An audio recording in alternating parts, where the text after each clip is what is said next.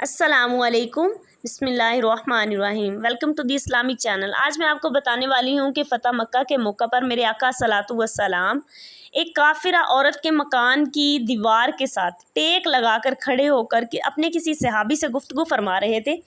جب اس کافرہ عورت نے دیکھا کہ آقا صلوات والسلام نے میرے گھر کے ساتھ ٹیک لگائی ہوئی ہے تو اس نے فوری اپنے گھر کے دروازے کھڑکیاں بند کر لی اور کہنے لگی کہ کہیں ان کی آواز میرے کانوں میں نہ پڑ جائے۔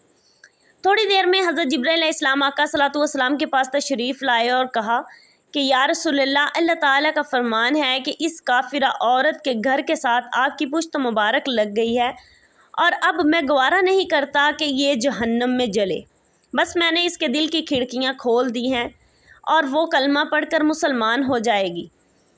تھوڑی دیر گزری تو وہ عورت خود بخود بے چین ہو کر میرے آقا صلوات والسلام کے قدموں میں آ گری اور کہنے لگی کہ اشہد ان لا الہ الا اللہ و اشہد ان محمدً عبدہ و رسولہ۔